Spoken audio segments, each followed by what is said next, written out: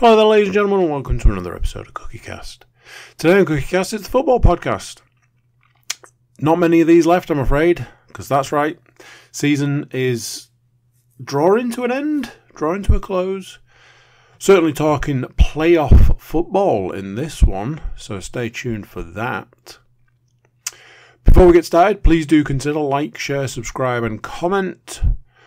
Drop any reviews you want to drop. Share the podcast around. Get the podcast out there in the world. That's where it's meant to be.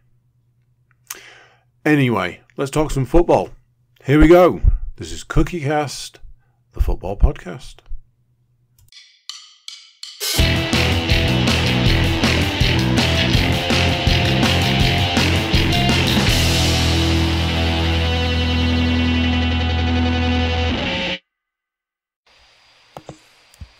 Recording in progress. Yes, there it is, ladies and gentlemen.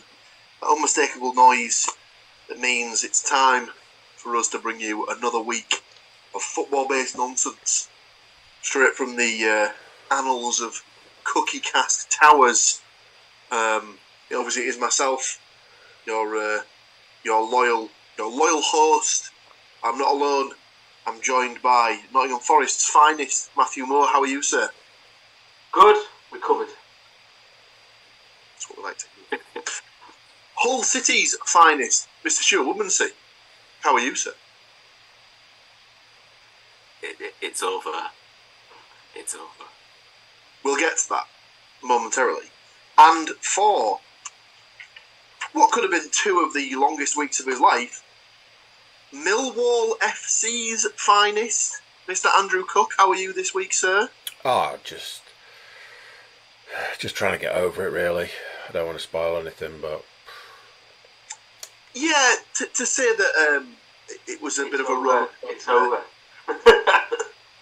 Well, yeah, to say that particular 2-week supporter journey was somewhat of a roller coaster, maybe a little bit of an understatement, but we'll get to that in due course. Oh, I was referring to the Forest game. Oh! Hey! Well, we're not going to speak about the Forest game just yet. We will get to that. But we have got to start with the final week of the championship season from a regulations perspective. Obviously, we knew that Middlesbrough were making it into the playoffs regardless of what happened on the final day. It was just a case that they had to work out who they would be playing.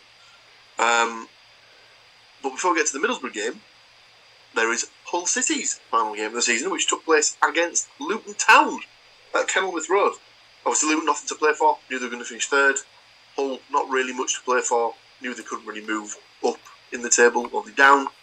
How did it pan out in the end, Mr. Woodmansey? We know why the listeners turn up to this podcast to listen to us talk about our football, because they know that every week we're going to start with a bang. So from all the games that we're going to talk about on this podcast, why not start with a 0-0 draw? That's right, ladies and gentlemen. 0-all. The phrase "leave the best to last" was definitely made for this week's show. It's the game of two halves, the podcast included, clearly. So, although technically, is it 4 halves or 4 quarters? Oh, we can't do quarters. That's wrong ball. Anyway, moving on. As predicted last week, both teams did make a few changes, and I think I was right in saying that I wasn't sure that Hull necessarily would make that many. Turns out we were pretty much bob on, because Luton made 8 changes as they prepared for their massive semi-final playoff with Sunderland. There was only 4 changes for Hull. We got Matt Ingram back in goal. I mean, he kept a clean sheet, so I can't be too grumpy about that.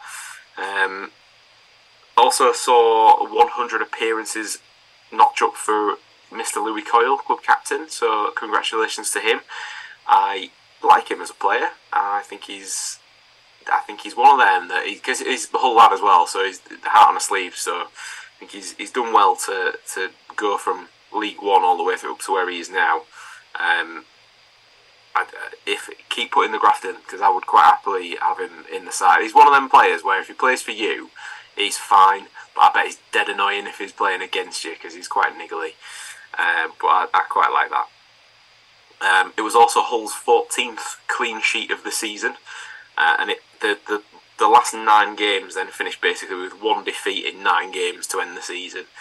I had a little look back as well at the statistics since Rossini took charge, and he had 28 league games, so as it happens, pretty much bang on half of the season, and they only lost 6 times since he took over, so it was definitely moving in the right direction.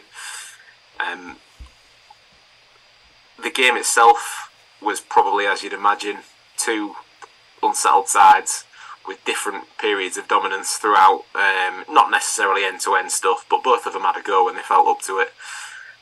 The most surprising statistic I'd seen was that Hull had 60% of the possession. I'm pretty sure that's not happened all season. But they did only have 1 shot on target for all that. They had plenty of shots, but only 1 on target. That does now mean Hull finish in 15th place overall. As we discussed last week, they didn't get to move up the 1 place they possibly could. But it's an improvement on last year. Finished 19th last year and 7 points better off overall from last season to this season. So a little bit of movement, but it's definitely all come about, like I say, since Rossini has took charge. So fingers crossed. It leaves even though it finished a 0-0 for the end of the season, it does leave a slight hint of optimism to say that we hopefully will continue on a bit of an upward trajectory next time around.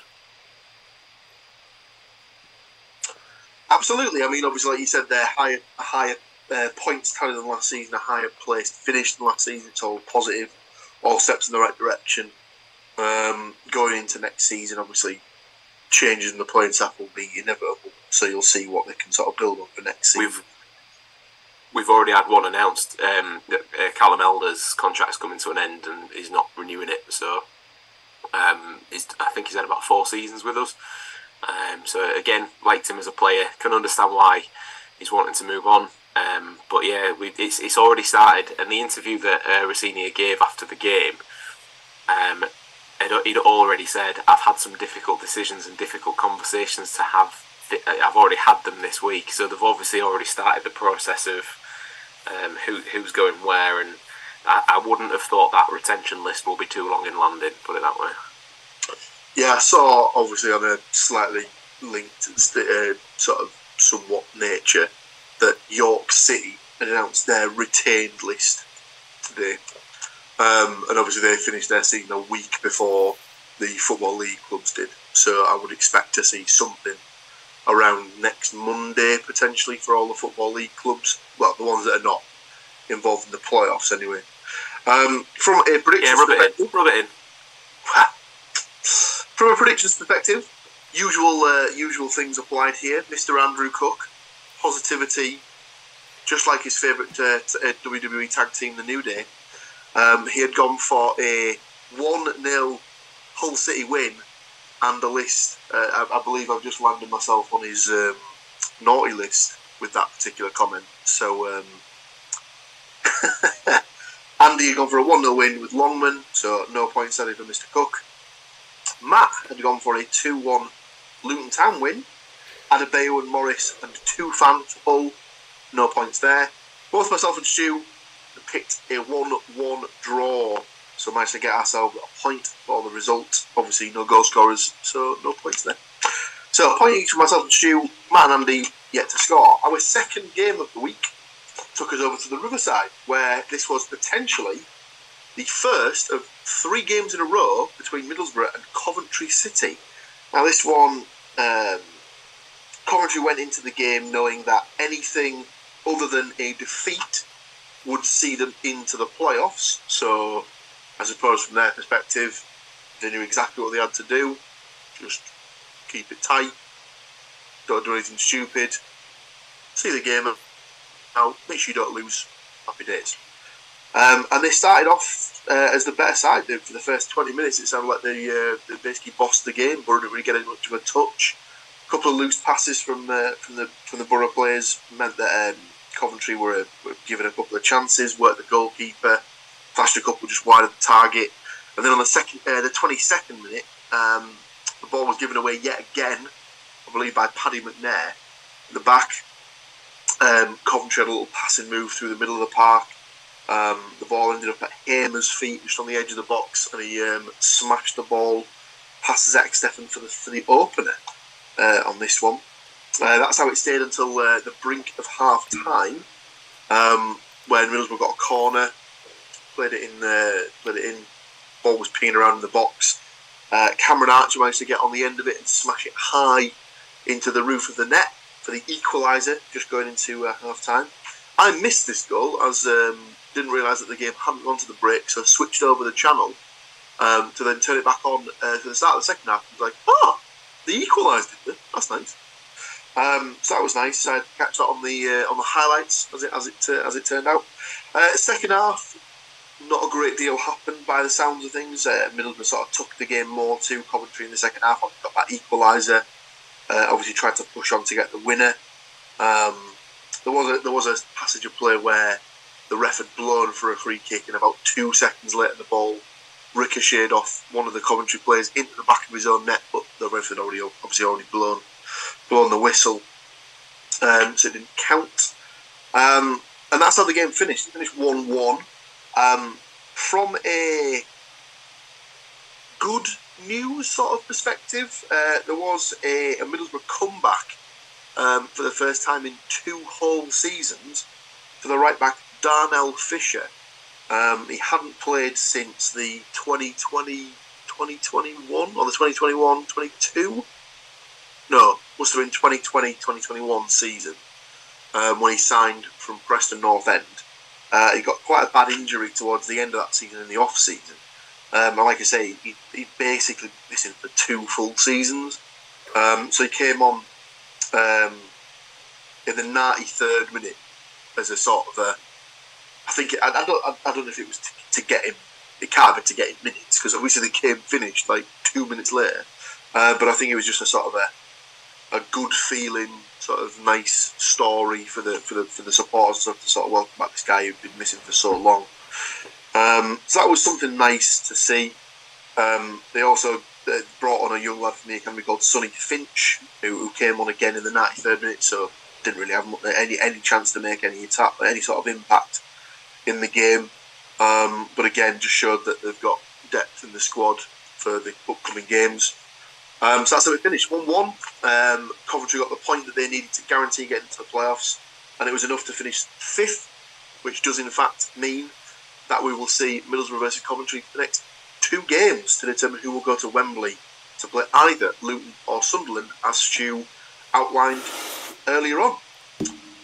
From a predictions perspective, Stu had gone for a 1-0 Coventry win with Gyökeres to score the goal. Sadly, no points for him there.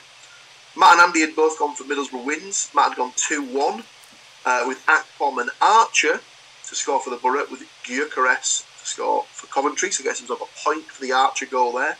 Andy had gone 2-0 Middlesbrough with Akpom and Archer to score, so again gets himself a bonus point for the goal scorer. I had gone for a 2-2 draw in this one, so I managed to bag myself a point for the result. Sadly, I didn't get any of the goal scorers. I'd gone for Muniz and Akpom for the Borough, Gyökeres and Godden for Coventry City.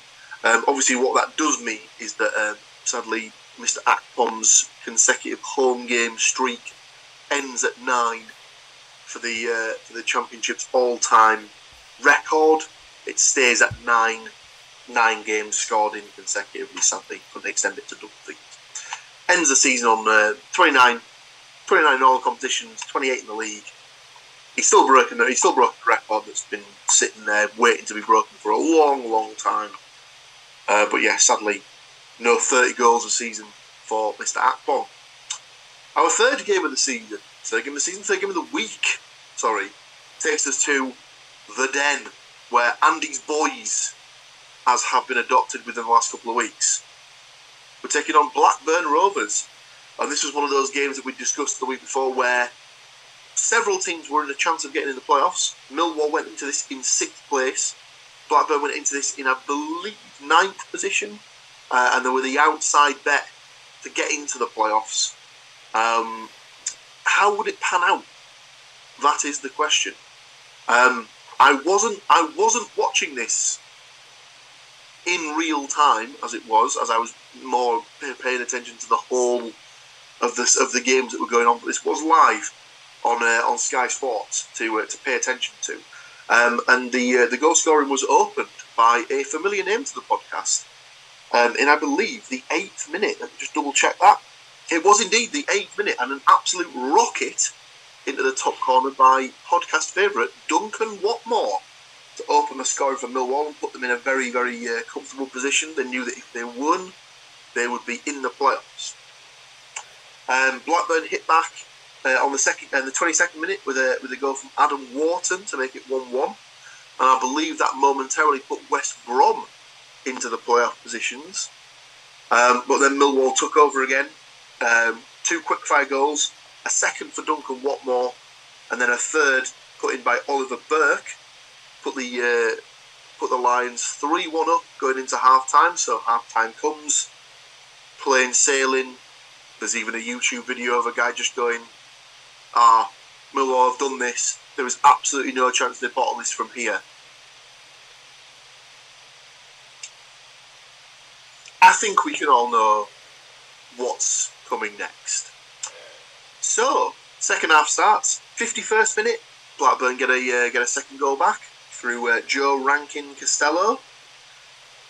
63 minutes. Disaster strikes for Millwall with an equaliser scored by, according to the Sky Sports football app, Ben Brereton. No apparent add-on surname there. So we'll go with what it says on the Sky Sports app. So Ben Brereton. But Paul Merson was covering it on the Soccer Special, and he referred to him exclusively as Diaz. So no Brereton, just Ben Diaz. Not even Ben, just Diaz. Diaz has put it in the back of the net there. So maybe what happened is he used all the Sky Diazes up, saying Diaz in the Soccer Special, so then they can't write it on the website. That physically has to be the situation, and I'm more than happy to go with it. And then it was great. Every time he said Diaz, I was like, that's fantastic. Paul. He's just gone full South American now. He's gone full South American. He's just going to have just the name on the shirt, and that's it. So, 3-3, game finally poised.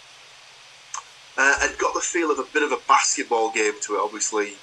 Sort of both teams at this point kind of needing the extra, kind of needing the goals. Blackburn at this point were very much out of it. They needed a huge goal swing to get into this, and obviously if they'd already conceded 3, not ideal. So they were kind of up against it, and it was actually Blackburn who pushed on to get the winner.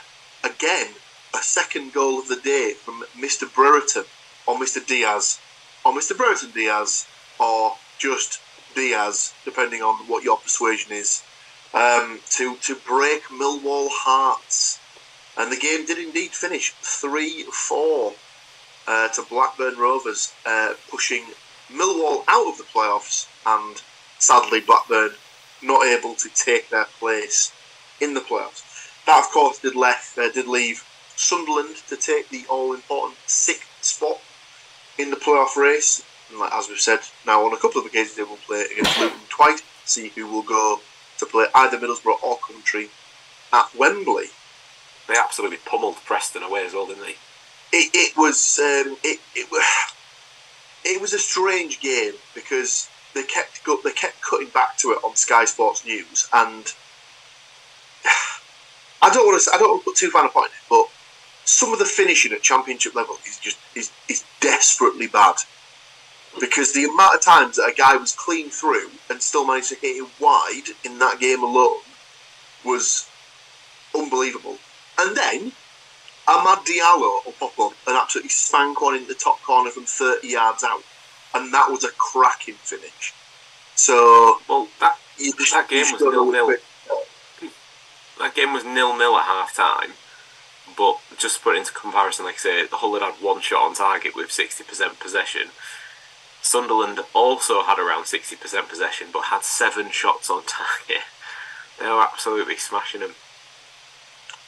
It's a crazy division. I mean, people say it's the best division, it's the best league in football and stuff like that. And you can understand that at certain times. Every team can beat every other team. It certainly provides us with entertainment, shall we say? We'll go with that. So great sadness here, at times. well, yeah, more often than not, it just pisses you off like you wouldn't believe. So predictions wise, I had gone for a 1-1 draw. On this one, I'd gone for Fleming and Dolan to score their respective goals. So I get nada, 0 points from that game.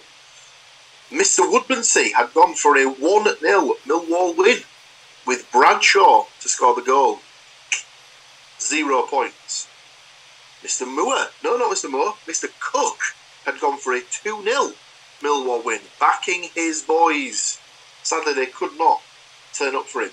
He does, however, get the consolation prize of a goal from Watmore to soften the blow somewhat, to give himself a bonus point.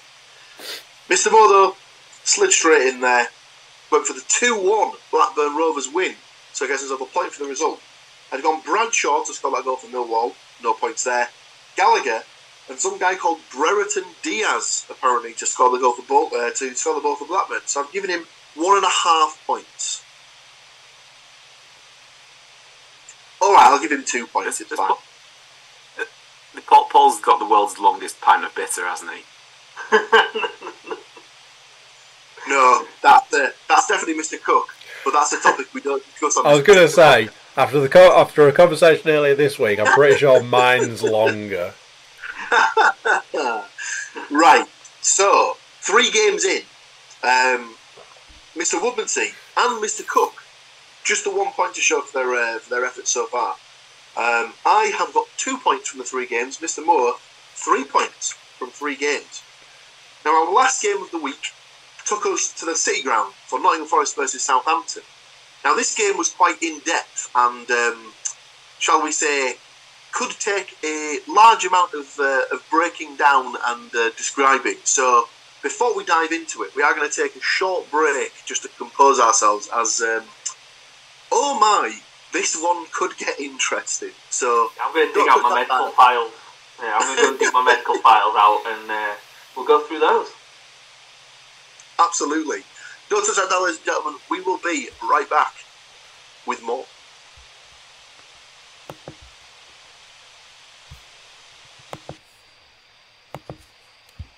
Recording in progress. We said, don't touch that dial. So if you touched it, you may have inadvertently done yourself out of this wonderful next section of the podcast, ladies and gentlemen. So, we said we were going to have to take a break to recharge ourselves in preparation for this particular game. And we're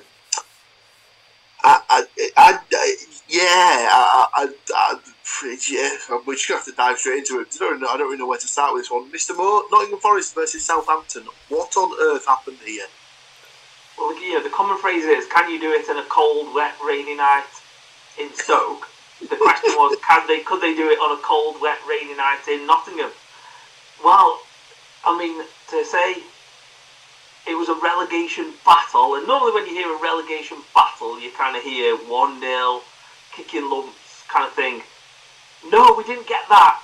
I suppose, to preface it, I think Forest, I wouldn't call Forest free-flowing football. I would say it's probably free-flowing counter-attack football. But then Southampton also play some quite nice football. But let's get into it. Well, I decided to watch this and left it a little bit late to set up the television. So spent the first 20 minutes swearing at said television / river-based stick. And also a company that sells you a day pass at an extortionate amount to watch said things. So yeah, they all got kind of cursed and put on a shit list somewhere. But I'll get over at some point, no doubt. But yeah, once I got that working after 20 minutes, I missed the first 3 goals. So let's rewind back. Kind of early on, Forest took the lead through Teo Awoniyi, his second goal of the season against Southampton. Really nice kind of counter-attack. I think Danilo spread the ball out to Brennan Johnson, who basically had whichever Southampton right back was there at any point during the game, which we'll come back to in a bit, in absolute fits. So he took the ball, crossed it over, Awoniyi broke into the box. Very similar, ironically, to his goal against Southampton in the reverse fixture at St Mary's. So 1-0. 1-0 quickly became 2-0 through. Yeah, that man again, Teo Awoniyi. Kind of, again, I think Serge Aurier got the ball, crossed it in. Bit of ping-ponging. And then Danilo dinked it in. And, I mean, slight hyperbole from Jamie Carragher. At this point, compared him to Didier Drogba. Which I was like, that seems a bit much. But I think Awoniyi held the defender off and kind of swiveled and volleyed it into the back of the net. It was a really tidy finish. But yeah, comparing him to Didier Drogba, who's probably top 10 Premier League strikers, certainly top 20 kind of Premier League strikers of all time.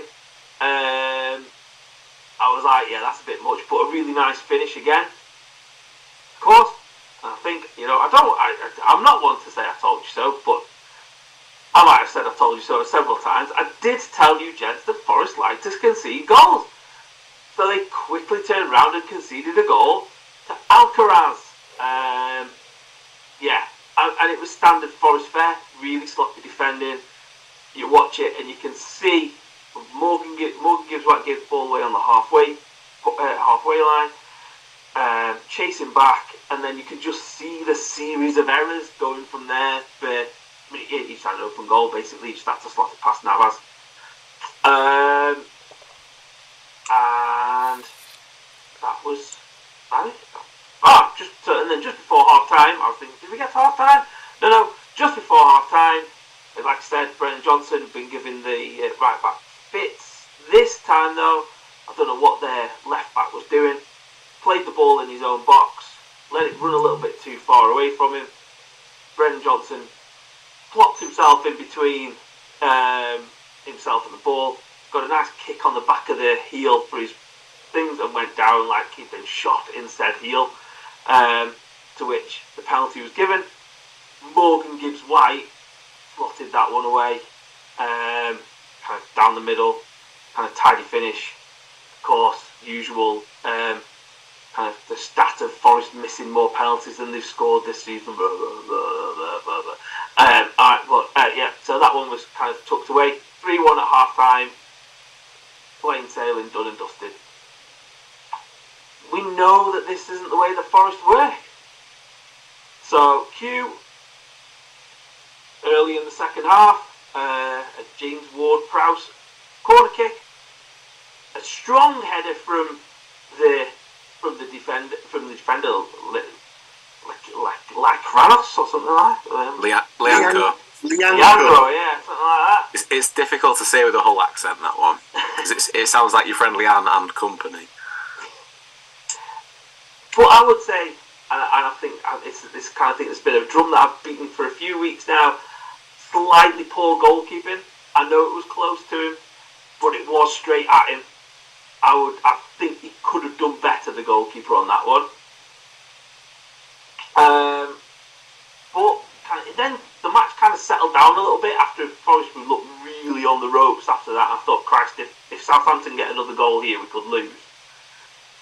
But then they managed to build themselves back into the game. Kind of 70 minutes-ish. Nice break again.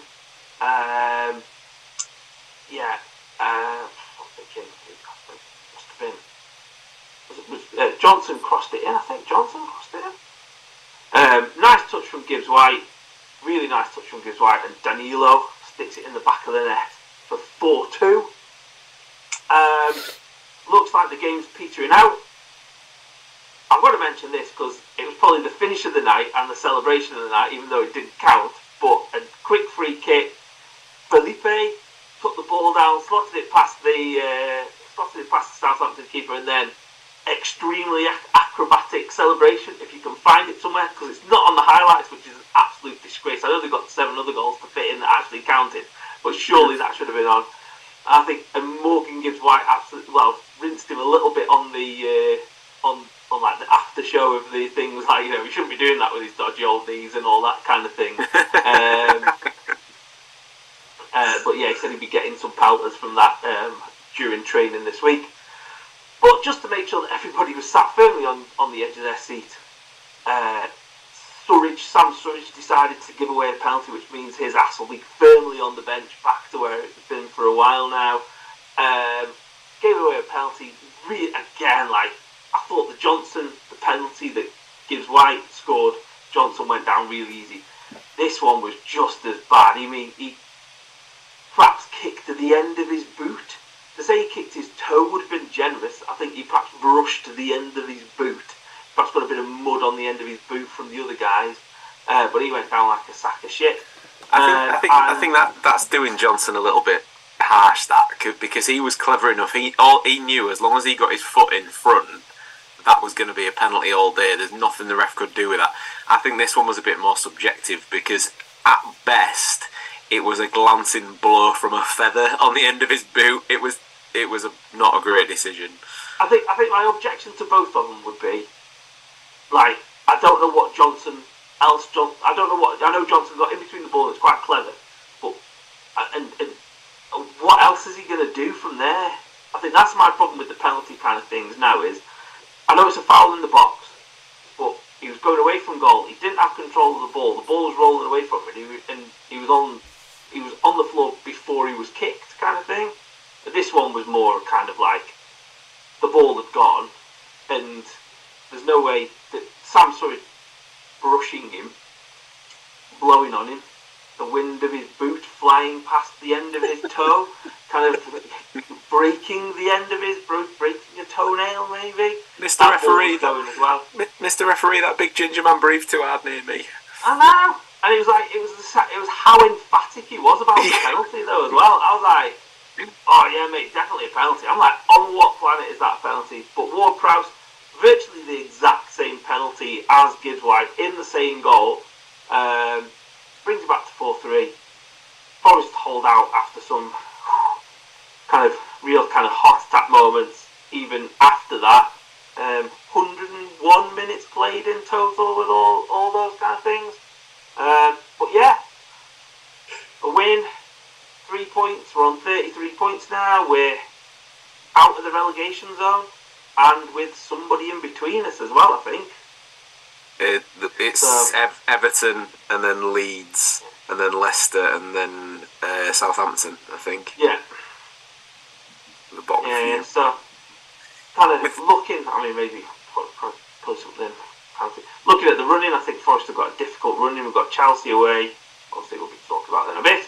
Arsenal at home and Crystal Palace. But then you look at everybody else's kind of remaining fixtures, and there's no like gimmies in there. Yeah, no one's got an easy run as it stands. So you definitely want to be in Forest and Everton's position, given the sort of the current scenario. 3 games to go outside of the bottom 3. Obviously, the thing we've said it before. The thing that's going to go massively against Forest is their goal difference. Yeah. So even if they could have sort of like hung on for like a 4-1, it would have taken a chunk out of it in the right direction and stuff like that.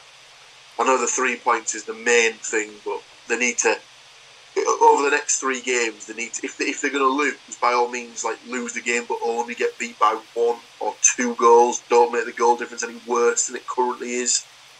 Yeah, I think I was looking at it. So Everton have got Man City at home coming up, Wolves away and Bournemouth at home. So they're 2 winnable matches for them, the way they're playing as well at the moment. Leicester have got Liverpool, Newcastle and West Ham. Leeds have got Newcastle, West Ham and Tottenham. and Southampton have got Fulham, Brighton, and Liverpool. Well, Southampton are pretty much got because they need to win all. They need to win all the last three and hope that no one else gets any points. So, I think we can effectively say that Southampton are down, and they will pretty much be down this weekend. So, yeah, I think we're looking at 2 from 4. Yeah.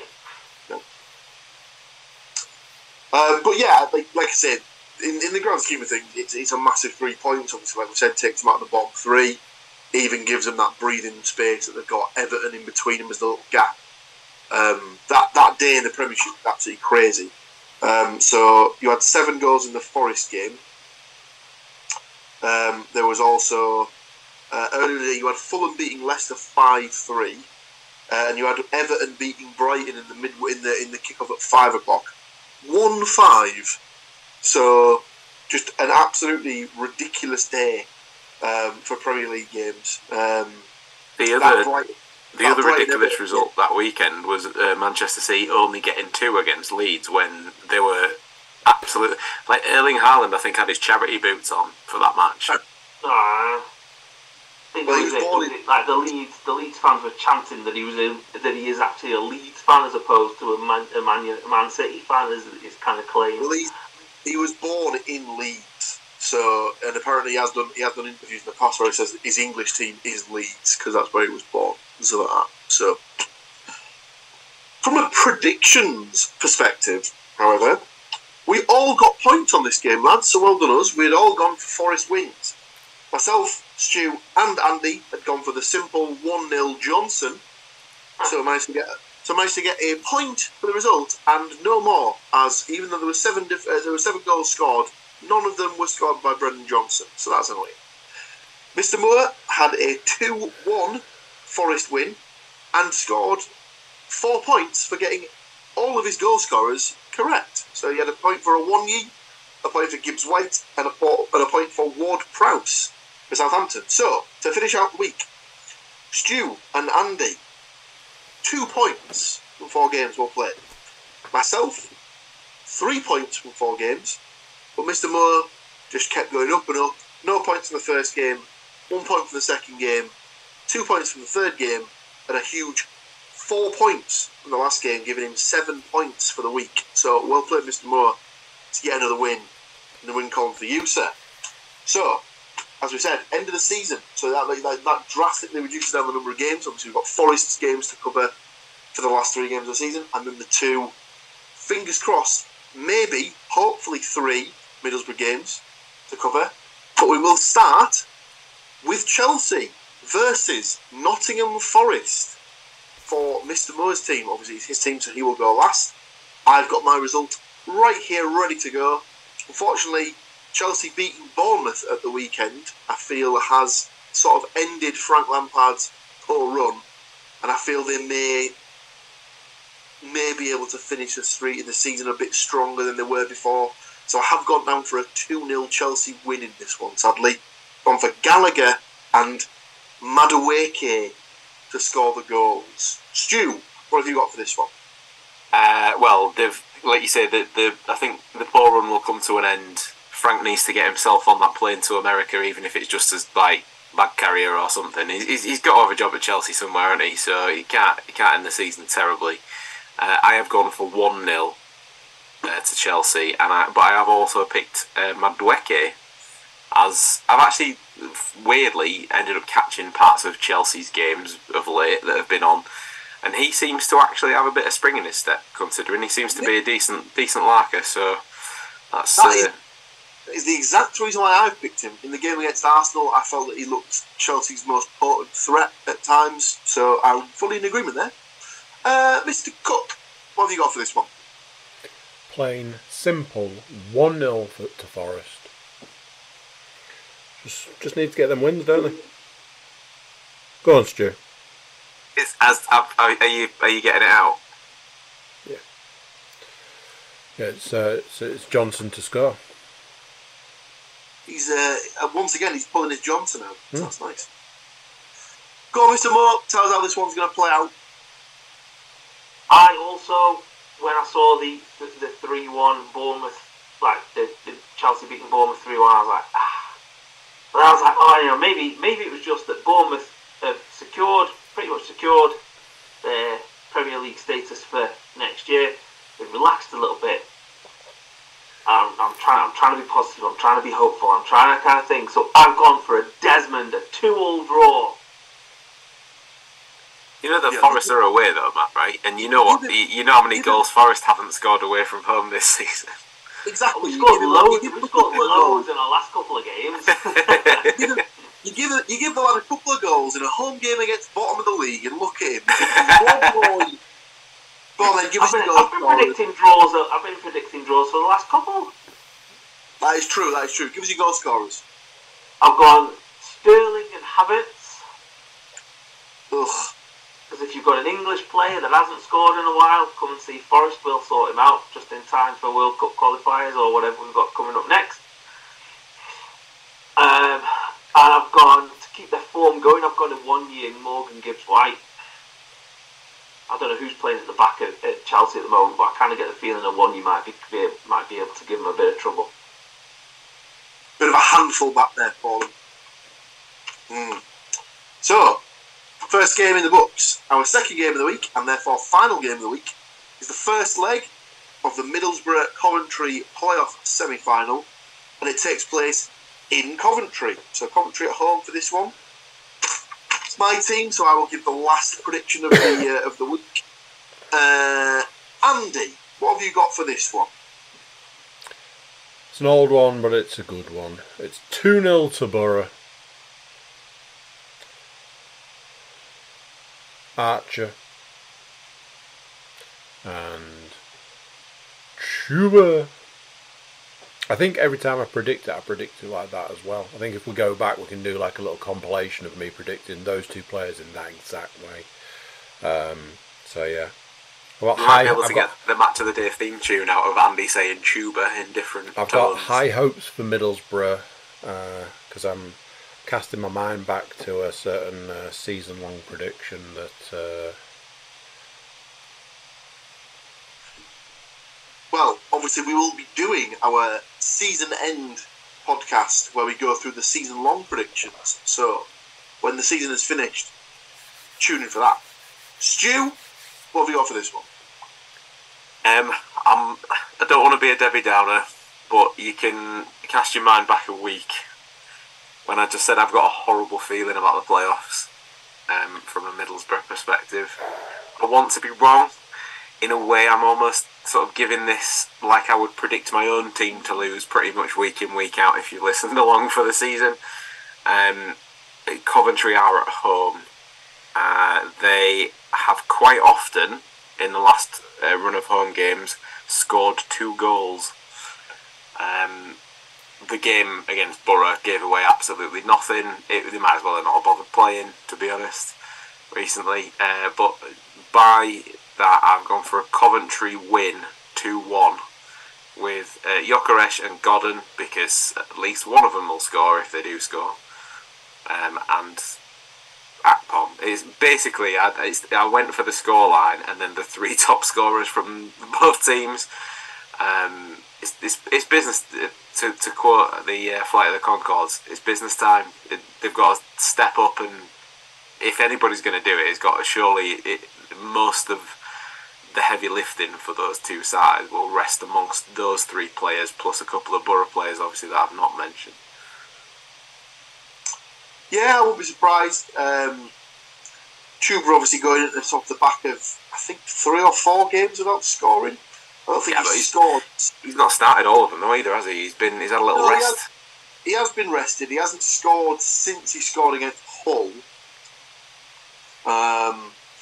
Just double checking now because he didn't score against Luton. How many did he score, Paul? How many did he score against Hull? Yeah, look on the screen. There you go. Oh. Merry Christmas. No, just the one. No, he just scored 1. I don't understand. Okay, fair enough. Let's keep it PG there. Go on, Matt. What have you got as a prediction for this one? I've gone for a KG 1-1 draw. And your goal scorers? I mean, pretty predictable. Gyökeres and Archer. Okay, so this is the section of the podcast where, for those of you listening, this will mean absolutely nothing. But I'm just going to show you my prediction that I put in the book earlier on. The only word missing from that was KG, as I have also gone for a 1-1 draw with Gyökeres and Archer to score the goals. I completely agree with that on this one. This is one of those games where I think if it goes the same way as the last game of the season, if Coventry score first, I think the best Borough can hope for is a draw. If Borough manage to nick the first goal, I think that if they can then keep it tight, they might be able to get like the sort of crowd a bit on the Coventry team's back. So I think the first goal in that one's going to be very, very... Well, I mean, the first goal in games is always important, but more so in the playoffs, because obviously you've not got the rest of the season to correct. Probably a stupid question, so I'll be the one to ask it. But seeing as the last two predictions were draws, how do draws affect in playoff football? It just rolls over. First game is irrelevant because it's just a basic 90-minute game. So if it's a 1-1 draw after 90 minutes, the game just ends and it goes on to the second leg. If it's a draw in the second leg, that's where we end up with the situation we had last season, where I will basically be playing the part of MacLeod and chewing my fingers down to about the wrist. If it goes to a penalty shootout and stuff like that. If it goes to a penalty shootout and fingers crossed, I'm in the stadium, I honestly don't know what I'm going to do.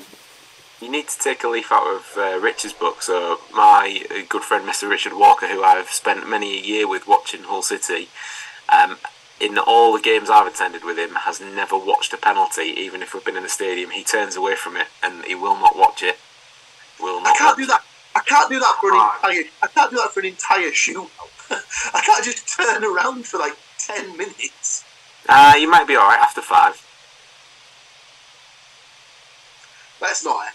Let's only cross that bridge if and when, or when and if, sorry, it comes to it.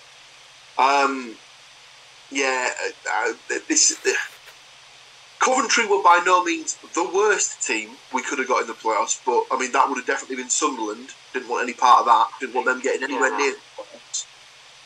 They've definitely got the momentum behind them because obviously they've come from not nowhere, but they've definitely put a run together to get in.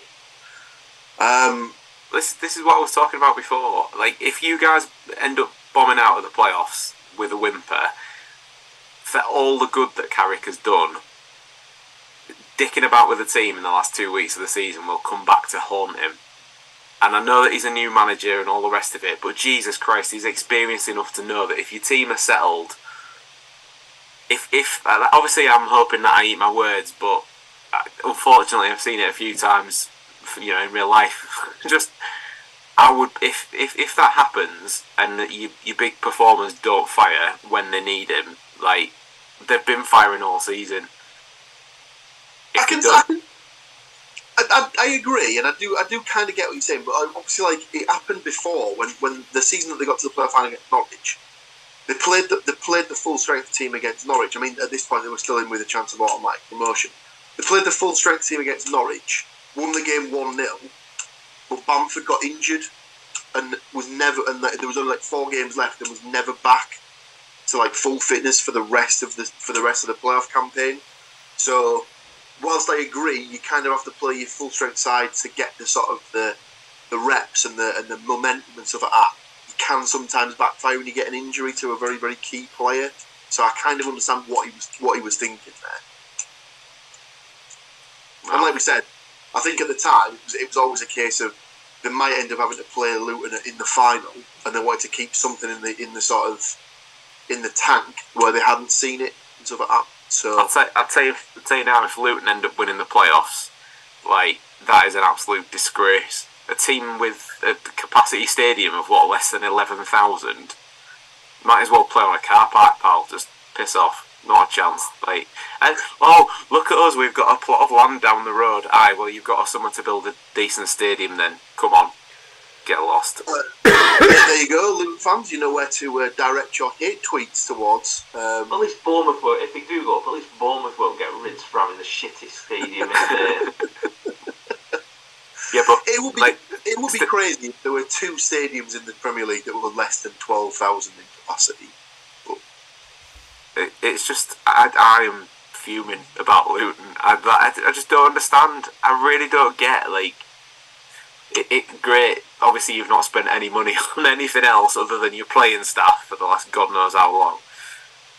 But the only good thing about it is Rob Edwards, who's their manager, who he left Forest Green, didn't he, to go to Watford and didn't get a fair crack at Watford. I think the only good thing about the fact is that it's a double whammy, because one, it's good for him after being treated so poorly by Watford and doing a good job there with those players. And it also is like a right 2 fingers up at Nathan Jones as well. And that makes it doubly nice that he couldn't get him up in the first place. He pisses off to other places to try and do a good job, doesn't, and then somebody else takes up. So that's the only silver lining if Luton were to go up. I just hope it's not Sunderland. I really hope it's not Sunderland. I can't cope. yeah, it'll definitely be all fun and frolics, shall we say, from this point inwards, or onwards even. So you have it, ladies and gentlemen. That is our 2 games for the week, done and dusted. Thank you, as always, to these 3 gentlemen for joining me to help you through the murky and choppy waters of the Middlesbrough, Nottingham Forest, Hull footballing world, and for the last couple of weeks, Millwall. Our little experiment, I believe, worked quite nicely, so we'll get that particular gem kicked off full time next season, and Mr. Cook gets to support at least one, if not several teams next year. Tune in next season for that particular format. But tune in next week where we'll break down those games we just discussed there, the second leg of the Middlesbrough Coventry playoff, and Nottingham Forest's next game. But until then, you stay classy, all you lovely people, and we'll see you next week. Lucky Derby, enjoy League One next season. So there we go. What do you think of that?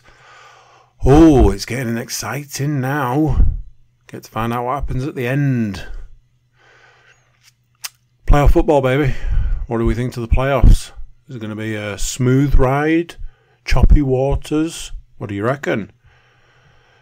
If you haven't already subscribed, subscribe. If you haven't already dropped a review, drop a review. If you jump to the website, thecookiecast.com, you can contact us. There are various ways you can get in touch with us. Social media links, email button.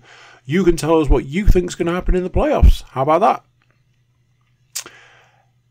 Stay tuned. Come back. Join us next week when we review the games we've talked about this evening and preview more football. But until then, I'm going to say bye, and I'll see you then. Thank you for listening to these grumpy old men talk about football. If you've enjoyed this episode, please like, share and subscribe.